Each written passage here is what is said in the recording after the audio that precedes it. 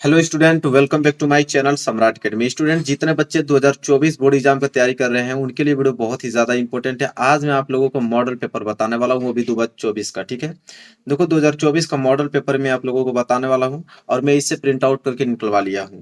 और ये model paper आप लोगों का हिंदी का है।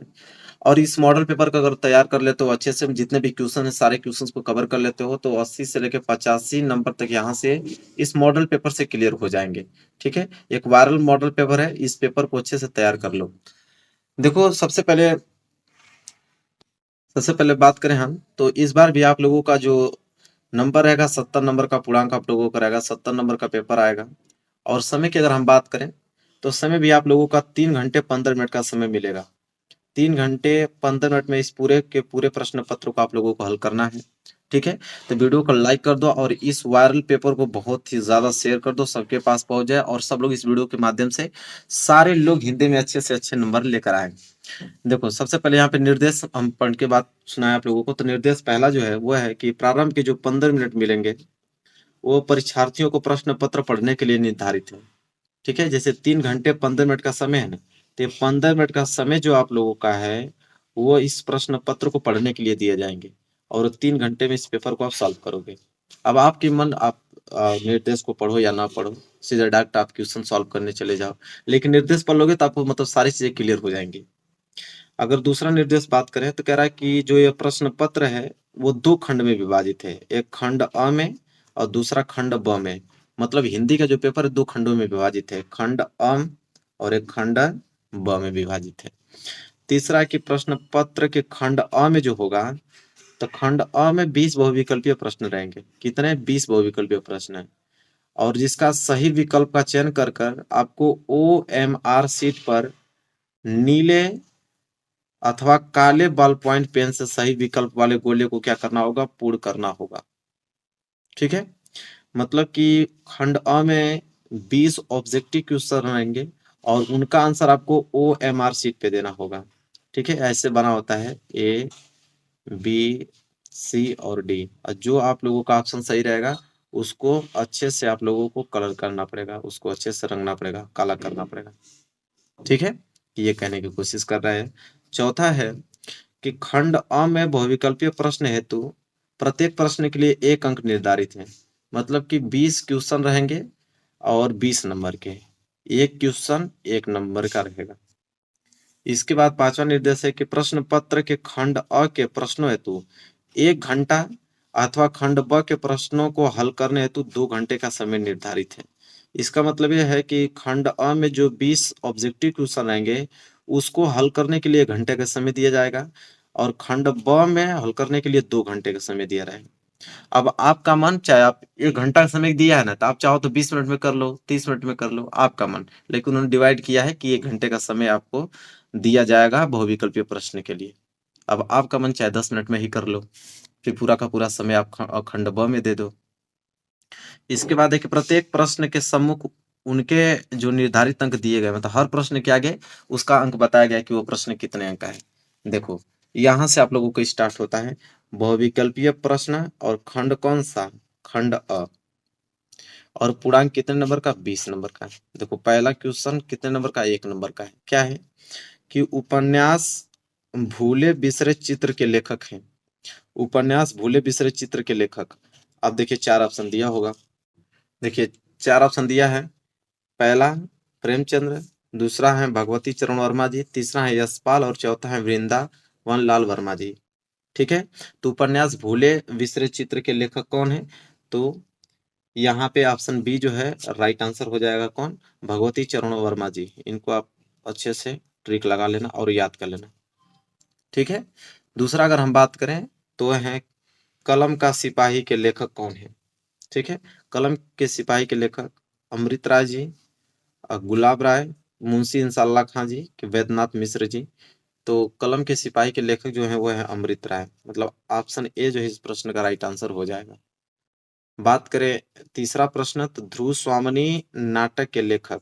देखो, ध्रुव स्वामिनी नाटक के लेखक कौन है? तो बी वाले ऑप्शन पे क्लिक कर देना। कौन? जयशंकर प्रसाद जी। ठीक है, आगे अगर हम बात करें, चलिए जल्दी जल्दी हम आंसर बताते हैं। अर्धनारीश्वर के लेखक। ठीक है, अर्धनारीश्वर के लेखक कौन है? तो यहाँ पे विष्णु प्रभाकर जी हैं। कौन? विष्णु प्रभाकर जी। ऑप्शन ए जो है इस प्रश्न का राइट आंसर होगा। और आगे बात करें प्रश्न नंबर 5वां। देखो प्रश्न नंबर 5वां है गोदान। क्या है? गोदान किस युग का उपन्यास है? उपन्यास पूछ रहा, मतलब कौन से युग का उपन्यास? शुक्ल युग, शुक्लेत्तर युग, द्विवेदी युग, आधुनिक युग। ठीक है, तो शुक्ल युग। गोदान किस युग का उपन्यास है? तो शुक्ल युग का है। तो ऑप्शन पहला इस प्रश्न का राइट आंसर होगा।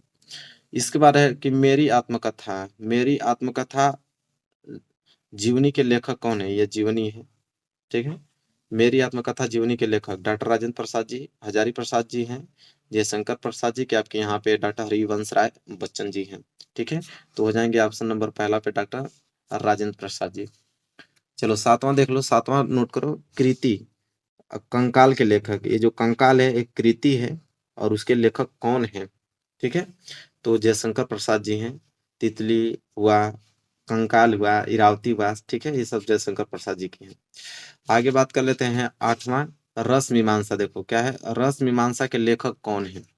रस मीमांसा के लेखक पूछ रहा है, तो रामचंद्र शुक्ल जी हैं, सबको मालूम है। ऑप्शन ए पे क्लिक करना, पहला ऑप्शन क्या है? सही है। चलो 8वां प्रश्न भी यहाँ पे हुआ। 9वें प्रश्न की तरफ बढ़ते हैं। देखो 9वां प्रश्न है कि गुलाब राय द्वारा रचित आत्मकथा कौन सी है? मतलब चारों ऑप्शन में से बताना है कि कौन गुलाब राय द्वारा यहाँ पे आत्मकथा है। मेरी जीवन प्रवाह, मन की बातें, मेरी असफलताएं, कि यहाँ पे नई पौध। ठीक है, तो सी वाला जो है सही आंसर हो जाएगा। कौन? मेरी असफलताएं।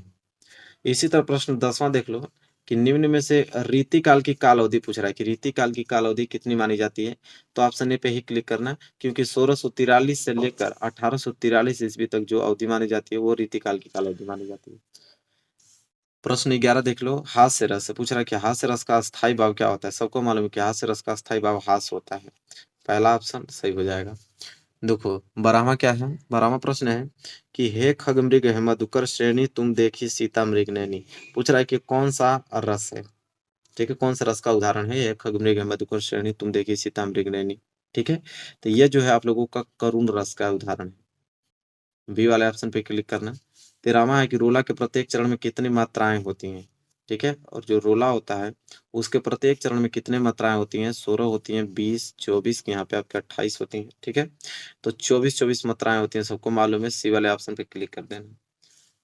14 प्रश्न देखो, राजा रानी में कौन सा समास है? देखो राजा रानी, जब योजक चिन्ह आ जाए यहाँ पे मेरे प्यारे बच्चों, तो आंख बंद करके द्वंद्व समास पे क्लिक कर देना। इसके बाद देखो यहाँ पे पूछ रहा है अग्नि। अग्नि का पर्यायवाची, ठीक है, अग्नि का पर्यायवाची शब्द। Option A Anal, option B पावक, और यहाँ पे ऑप्शन सी आग, और ऑप्शन डी उपयुक्त सभी। ठीक है, तो यहाँ पे डी वाला ऑप्शन सही होगा, क्योंकि यहाँ पे अनिल भी है आपका। ठीक है, और क्या था यहाँ पे? पावक था। ठीक है, अनल पावक था ना, और आग भी था। मतलब ये तीनों जो है किसका पर्यायवाची शब्द है? अग्नि का। अनल और पावक और साथ ही साथ आपके आग। ठीक है, इसलिए उपयुक्त सही हो जाएगा। 16वां प्रश्न देखो क्या है, स्वागतम का संधि विग्रह होगा, मतलब अगर संधि विच्छेद किया जाए स्वागतम का तो क्या होगा? तो ऑप्शन ए पे क्लिक कर देना, सुधनागतम होगा। ऑप्शन ए वाला। ठीक है, ज्यादा समय नहीं लेंगे, बहुत जल्दी से ये आप लोगों को बताएंगे 20 बहुविकल्पीय प्रश्न। इसके बाद 17वां है कि फल शब्द के जो चतुर्थी विभक्ति और एक वचन में रूप होगा। फल जो शब्द है अगर मैं उसका चतुर्थी विभक्ति पूछूं और एक वचन में पूछूं तो उसका रूप कैसा होगा? मतलब फलेन होगा कि फलाय कि फलात कि फलस्य होगा। ठीक है, तो हो जाएगा आपका फलाय, ऑप्शन बी। ठीक है, देखो अगला 18वां प्रश्न, नदाम पूछ रहा है कि नदाम में किस विभक्ति एवं वचन का रूप है? नदाम जो शब्द है वो कौन सी विभक्ति और वचन का रूप है? पंचमी विभक्ति एक वचन, सप्तमी विभक्ति एक वचन, कि यहाँ पे षष्ठी विभक्ति एक वचन, कि सप्तमी विभक्ति बहुवचन। ठीक है, तो ऑप्शन बी पे क्लिक करना, क्योंकि सप्तमी विभक्ति और एक वचन का जो रूप होता है नदी का वो क्या होता है? नदाम होता है। ठीक, यहाँ तक क्लियर हुआ। चलो आगे अगर हम बात कर लेते हैं तो अगला प्रश्न देखो क्या है, 18 प्रश्न हो गया ना। 19वां देखो, फलेसु क्या है? फलेसु किस विभक्ति व वचन का रूप है? ठीक है, फलेसु किस विभक्ति व वचन का रूप है? पंचमी विभक्ति एक वचन, सप्तमी विभक्ति बहुवचन, की षष्ठी विभक्ति बहुवचन, की यहाँ पे सप्तमी विभक्ति एक वचन।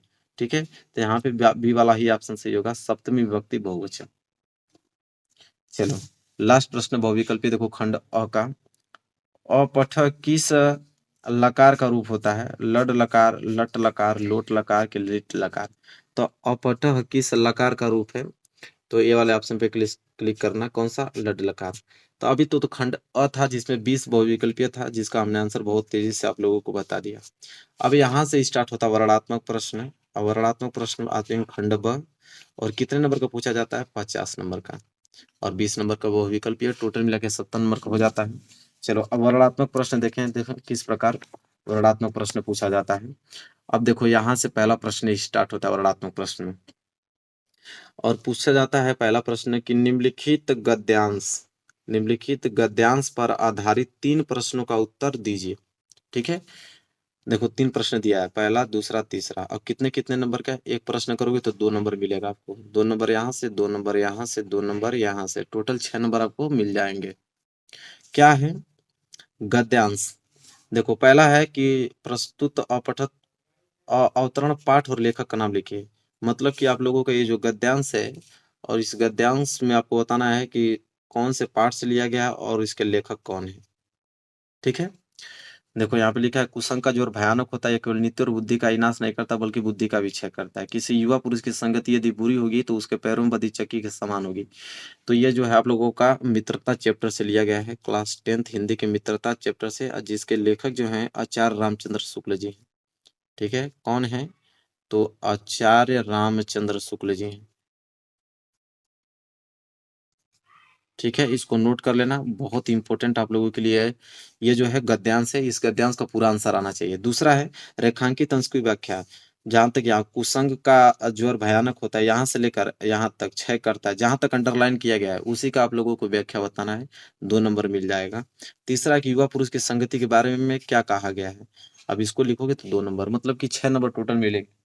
बहुत इंपॉर्टेंट ये आप लोगों के लिए गद्यांश है, इसको तैयार रखना। और 2000 यहाँ पे अगर हम बात करें 23 में भी ये गद्यांश पूछा जा चुका है 2-3 शिफ्टों में। चलो, अगर ये नहीं आता है, ये वाला ऊपर वाला नहीं कर पाओगे तो अथवा करके ऑप्शन दिया है कि अगर वो नहीं कर पाओगे तो ये वाला कर लेना। हे भगवान, तब के लिए विपत के लिए इतना आयोजन, परम पिता की इच्छा के विरुद्ध इतना साहस, पिताजी क्या भीख न मिलेगी, क्या कोई हिंदू भूपृष्ठ पर न बचा रह जाएगा जो ब्राह्मण को 2 मुट्ठी अन्न दे सके। यह संभव है, फेर दीजिए, पिताजी में कांप रही हूँ और इसकी चमक जो है आंखों को अंधा बना रही है। यह जो आप लोगों का गद्यांश है मेरे प्यारे बच्चों, यह ममता चैप्टर से लिया गया है। किससे? ममता चैप्टर से। अगर इसके हम बात करें कि इनके लेखक कौन है, तो जयशंकर प्रसाद जी हैं, श्री जयशंकर प्रसाद जी। ठीक है, नोट कर लो, और ये भी 6 नंबर का ही होगा, 2-2 नंबर मिलेगा। जब इसका संदर्भ लिखोगे, संदर्भ में वही होता है कि कौन से पाठ से लिया गया है, इसके लेखक कौन है। 2 नंबर कौन से मिलेगा? रेखांकित अंश की व्याख्या करोगे तो, और तीसरा इस वाले प्रश्न पे। तो दोनों में से कोई एक कर लेना। और अगर आप 2024 बोर्ड एग्जाम देने वाले हैं तो मैं तो आपको यह सजेस्ट करूंगा कि आप दोनों ही तैयार कर लो।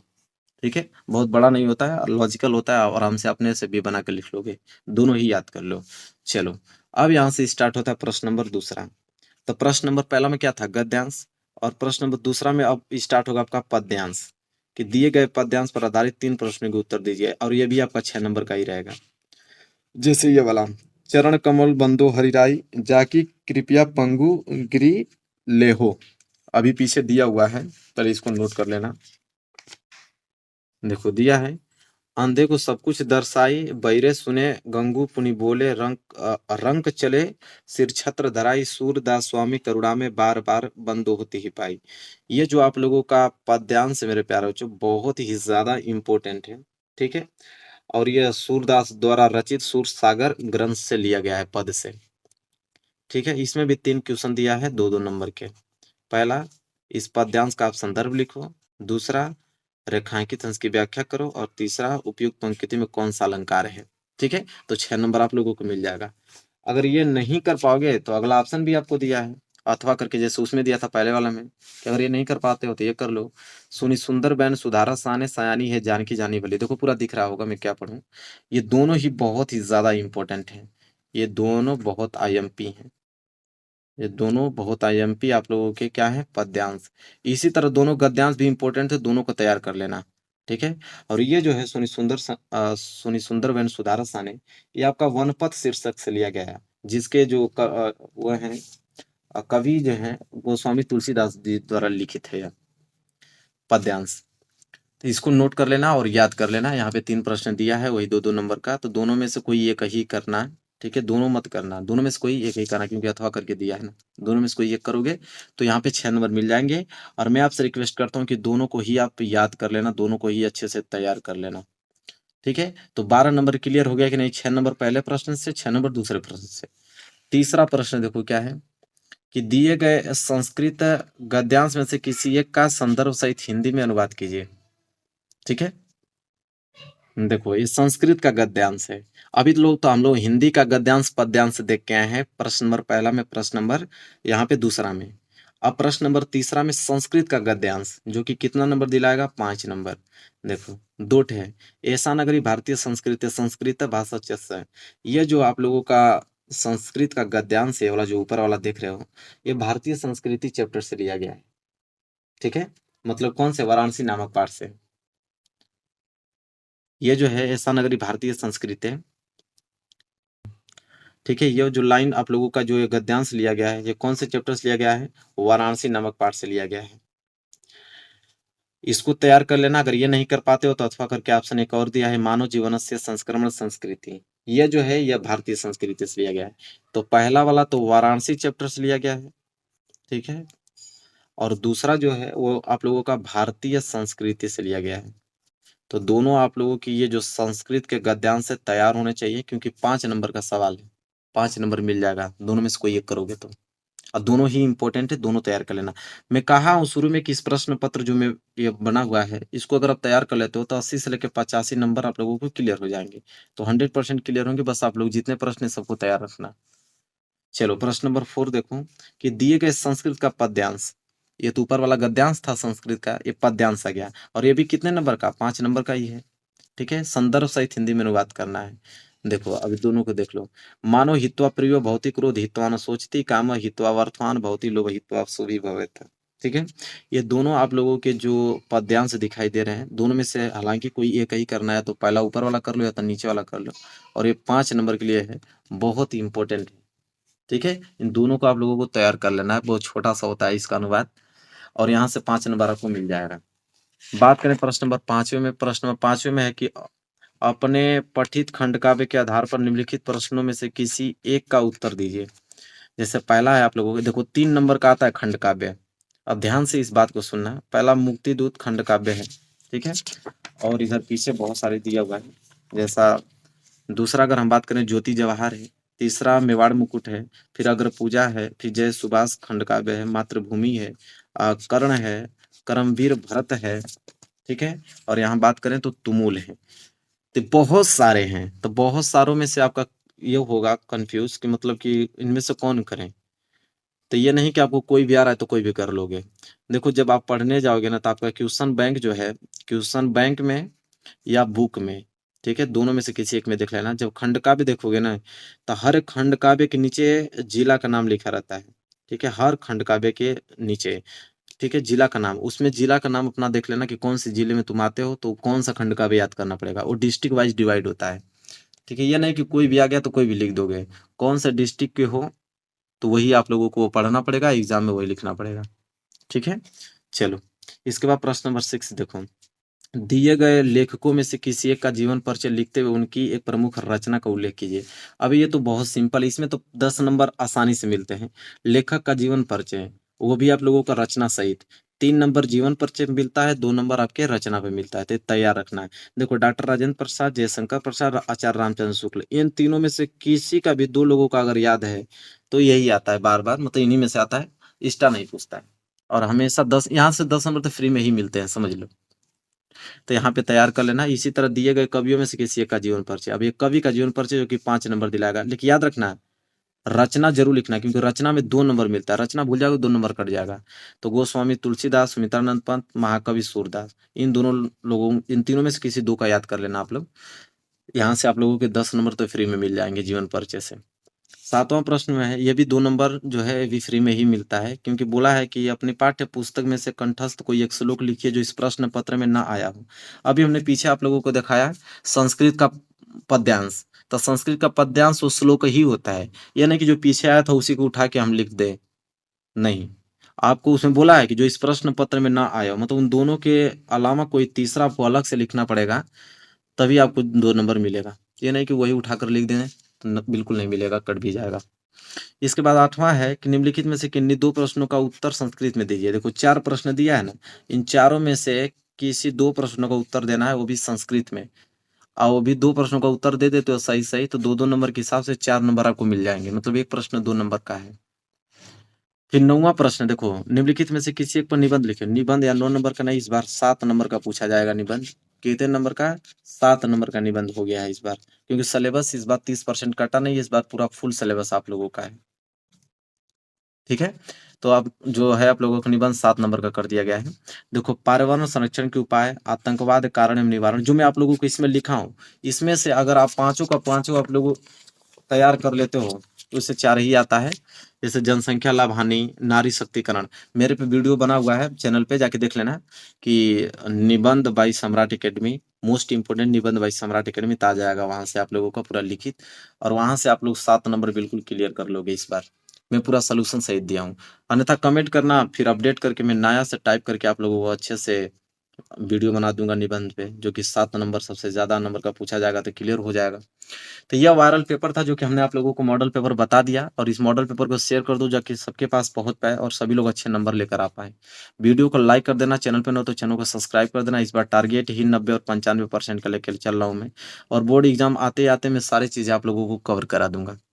तो चलिए मिलेंगे नेक्स्ट वीडियो में, तब तक के लिए धन्यवाद।